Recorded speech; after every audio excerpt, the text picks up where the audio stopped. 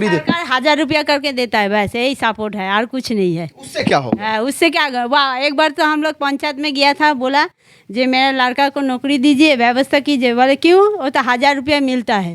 तो जो 1000 रुपया मिलता है उससे क्या होगा, ऐसे ही बोला। ऐसे ही बोला है कौन था प्रधान?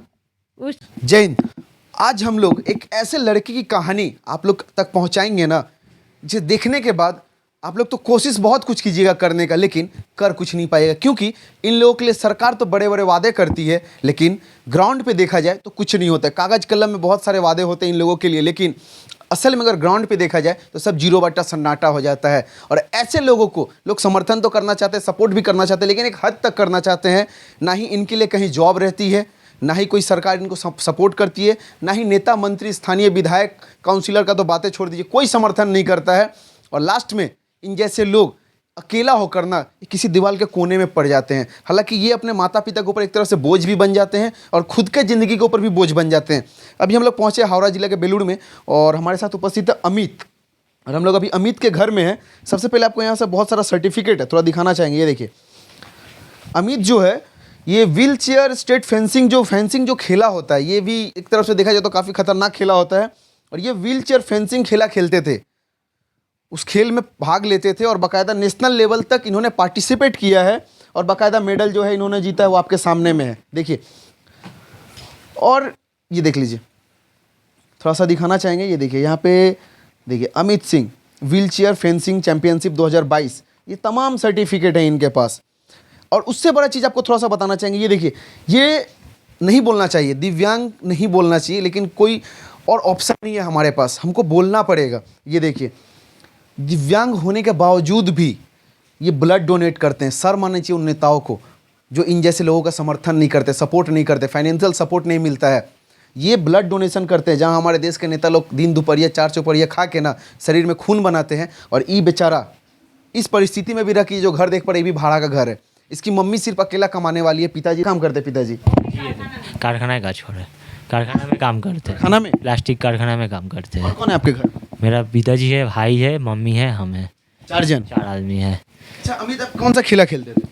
सर हम स्टेट फेंसिंग लेवल में काम खेला करते थे, तो नेशनल गए थे, उधर स्टेट कोशिश किए थे तो नहीं मिला, तो हम तो बहुत दूर थे, तो इसलिए पार्टिसिपेट नहीं कर पाए। अभी जाने आने का तो फाइनेंशियल दिक्कत है, तो हम गवर्नमेंट से रिक्वेस्ट करेंगे तो हम लोग को जैसा जो दिव्यांग आदमी है उन लोग का सपोर्ट करे और पहले हम लोग का कोई जॉब का व्यवस्था कर दे तो बहुत अच्छा होगा। अच्छा, कितना प्रॉब्लम होता है, क्योंकि आप दिव्यांग है, एक तरफ से हम लोग बोलना नहीं चाहिए अमित कि आप अपने फैमिली पे एक तरफ से बोला जाए तो बोझ है, आपको लगता है कि देखिए गवर्नमेंट सपोर्ट करता नहीं है, आप घर में बैठे मम्मी काम करेगी, पापा काम करेंगे, भाई है वो काम करेगा, आपसे कोई भारी काम होगा नहीं, आपको नहीं लगता है कि हम जैसे लोगों का ज़िंदगी क्या है?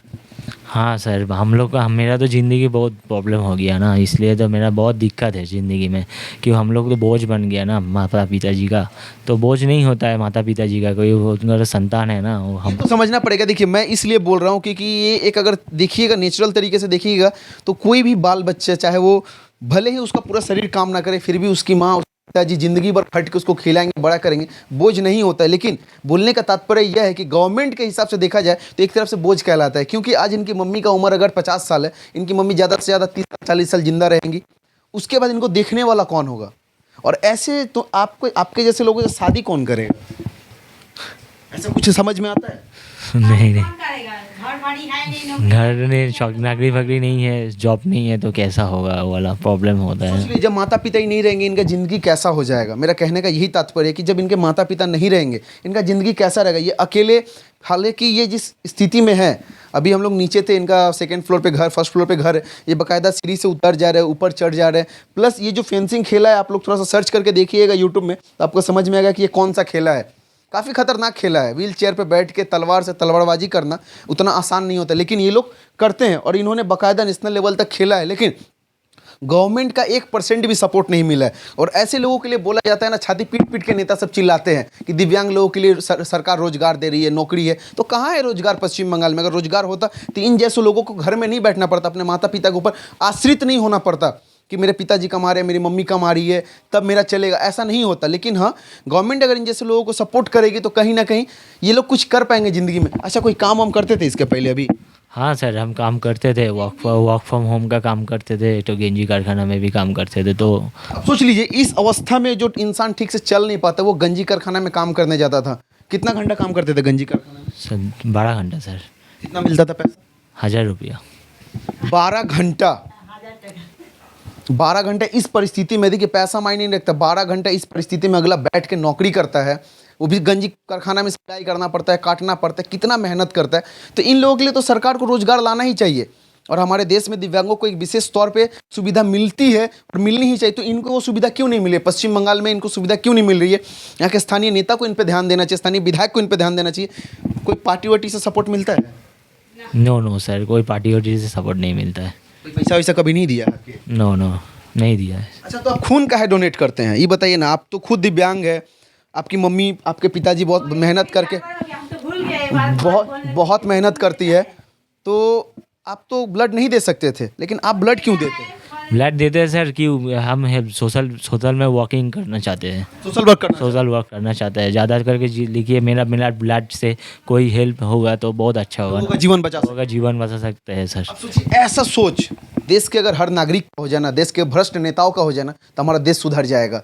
इस अवस्था में भी ये ब्लड दे सोचते हैं कि मेरे ब्लड से अगर किसी का ज़िंदगी बच जाता है तो बहुत बड़ी बात होगी, लेकिन इन पे किसी का नज़र नहीं पड़ता है। ये एरिया का नाम थोड़ा सा बताइए। ये शांतिनगर है, शांतिनगर और रविंद्र नगर।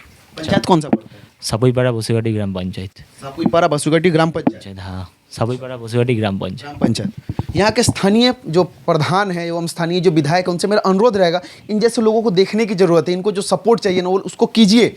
हालांकि गवर्नमेंट काफ़ी सपोर्ट करती है, तो उन सपोर्ट को इन तक पहुंचाने की जिम्मेदारी यहाँ के स्थानीय प्रधान की हो जाती है, यहाँ के विधायक की हो जाती है, जो कि इन तक नहीं पहुंच पाते। अगर इन तक पहुंचता तो ये भी अच्छे से रोजगार कर पाते, अपने परिवार का सहारा बन पाते। लेकिन कहीं ना कहीं इनका सहारा इनके माँ, इनके पिताजी, इनका भाई बन रहे हैं।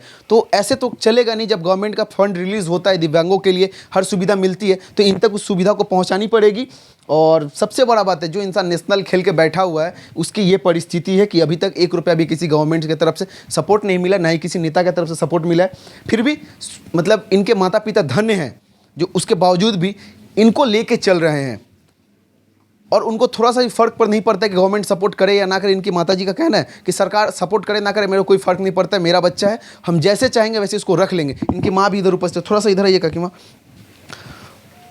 आपका लड़का तो दिव्यांग है, कभी कोई सपोर्ट मिला है किसी से? ना, नहीं मिला है। कभी नहीं मिला है? नहीं। अच्छा, ये बता रही थी कि दिव्यांगों के लिए तो सरकार विशेष तौर पे नौकरी दे, सरकार 1000 रुपया करके देता है, बस यही सपोर्ट है, और कुछ नहीं है। उससे क्या होगा? उससे क्या, वाह, एक बार तो हम लोग पंचायत में गया था, बोला जे मेरे लड़का को नौकरी दीजिए, व्यवस्था कीजिए। बोले क्यों? वो तो 1000 रुपया मिलता है। तो जो 1000 रुपया मिलता है उससे क्या होगा? ऐसे ही बोला। ऐसे ही बोला है। कौन था प्रधान उस टाइम? के बाबू? सोमेंद्र गायन। सोमेंद्र गायन। अब सोचिए, एक प्रधान ऐसे बोलता है कि 1000 रुपये तो मिलता है, दिव्यांग भाता जो होता है 1000 रुपये मिलता है, तो नौकरी लेकर क्या करेगा? तो मैं पूछना चाहता हूँ उन जैसे नेताओं से कि आपको कितना मिलता है और आप कितना एक्स्ट्रा कमाते हैं, इसका जायजा सबको पता है और सब इलाकावासी जानते हैं। तो ऐसे वक्तव्य, चाहे वो प्रधान हो, विधायक हो, सांसद हो, किसी को नहीं बोलना चाहिए। ये व्यक्ति अगर दिव्यांग है तो इसमें किसकी गलती है? ना इसका परिवार का गलती है, ना आपका गलती। इसमें गलती अगर है तो भगवान का है। भगवान इस दुनिया में सबको भेजे हैं, किसी को दिव्यांग बना के भेजे हैं, किसी को नॉर्मल बना के भेजे, किसी का हाथ नहीं है, किसी का एक पैर नहीं है, इंसान जिंदा तो है। और सरकार अगर फंड दे रही है, 1000 रुपये करके इनको दे रही है, तो आपके घर से नहीं दे रही है। तो यहाँ पे सोचने की जरूरत है, समझने की जरूरत है कि आप 1000 रुपये दे रहे, ठीक है, अगर आपके हाथ में है कि आप रोजगार दे सकते हैं एक बच्चे को, तो देना पड़ेगा, क्योंकि आपका इलाका का बच्चा है। अगर इसको रोजगार मिलेगा, अपना परिवार चलाएगा। अच्छा, आपका बच्चा आप पे बोझ है? नहीं तो बोझ नहीं रहता तो देखता उसको, हम बोलता ना जे तुम मेरा पर बोझ है। माँ लोग बोझ रहता है लड़का लोग के पास, नहीं ना। मतलब कुछ हो ना हो, आप तो चलाइएगा अपना बच्चा। हाँ, चलाएंगे तो। इतना दिन तो चल रहा है ना, आज बड़ा किया, आदमी किया, बड़ा हुआ, पढ़ाई लिखाई किया, सब कुछ तो किया। तो अभी भी देखिएगा, अभी भी तो देख रहे हैं। जब तक हम लोग जिंदा रहेंगे तब तक देखेंगे, उसके बाद क्या होगा तो हम तो ऊपर चल जाएंगे, क्योंकि हमको पता होगा क्या होगा नहीं। अब भाई को तो देखता नहीं है, इसलिए हम सोचता हूँ जो उसके लिए एक ठो कोई नौकरी मिल जाएगा तो अच्छा रहेगा।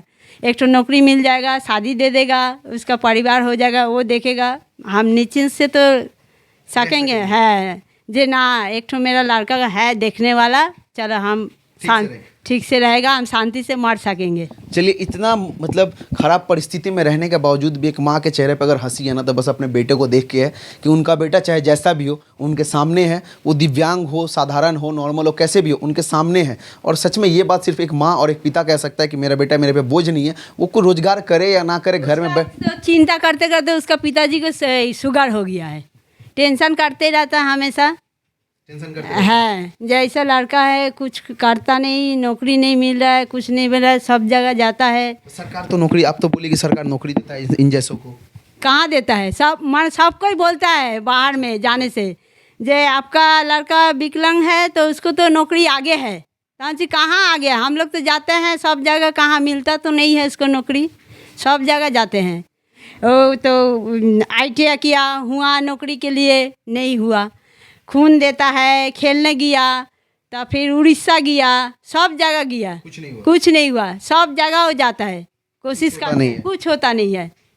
चलिए, अनुरोध रहेगा यहाँ के स्थानीय नेताओं से, हालांकि इस वीडियो को हम लोग यहाँ के स्थानीय विधायक तक भी पहुँचाएंगे, और बहुत ऐसे लोगों से मेरा अनुरोध है जो सामाजिक कार्यकलाप से जुड़े हुए हैं, सामाजिक कार्यकर्ता हैं, अगर आप लोगों के पास इस भाई को मदद करने के लिए कुछ भी हो तो आप लोग जरूर इनसे संपर्क करें। इनका जो नंबर वो डाल दिया जाएगा और इनका घर इन्होंने बता दिया है। अगर किसी के पास कोई रोजगार हो इन जैसे लोगों के लिए, हालांकि ये डाटा एंट्री का काम भी करते हैं, कंप्यूटर से रिलेटेड इनके पास बहुत नॉलेज है और ये डाटा एंट्री का काम करते हैं, अगर इन जैसे लोगों को हम लोग रोजगार देंगे ना, तो कहीं ना कहीं हमारा देश आगे बढ़ेगा, हमारा राज्य आगे बढ़ेगा, हमारा जिला आगे बढ़ेगा। लेकिन अगर ऐसे इंसान घर में बैठे रहेगा ना, कोई रोजगार नहीं मिले, कोई समर्थक, कोई सपोर्ट नहीं मिलेगा ना, तो इनका भी भरोसा उठता जाएगा, देश पर से, देश के नेताओं पर से, देश के भ्रष्ट नेताओं पर से इनका भरोसा उठ जाएगा। और कहीं ना कहीं इंसान तो ऐसे ही टूट जाता है, जब उनको किसी का सपोर्ट नहीं मिलता है तो इंसान ऐसे ही टूट जाता है। लेकिन हाँ, मतलब भगवान का शुक्रिया अदा करना चाहिए कि इनके जैसे माँ और इनके पिताजी जैसे पिताजी मिले हैं, जो इस मोमेंट पे खड़े होकर, अभी इनका उम्र 25 साल या 26 साल उम्र होगा, इस जगह पे खड़े होकर भी इनकी माँ कहती है इसको नौकरी मिले ना मिले, कुछ करे ना करे, हम लोग जब तक जिंदा है तब तक कमा के खिलाएंगे, मेरे बच्चा को रखेंगे। ये सबसे बड़ा बात है, और ये बात सिर्फ एक माँ बाप कर सकता है, कोई नेता, कोई मंत्री, कोई नहीं कर सकता है। तो बस अनुरोध रहेगा मेरा स्थानीय सभी नेताओं से कि जितना ही हो सके इसको सपोर्ट कीजिए, थोड़ा हो ज़्यादा हो जितना हो, बस इसको सपोर्ट कीजिए ताकि इसका मनोबल ना टूटे। अगर किसी भी व्यक्ति के पास इनसे रिलेटेड कोई रोजगार हो तो आप लोग इनको जरूर सपोर्ट करें और इनके लिए वो काम को कार्रवाई करें। जय हिंद।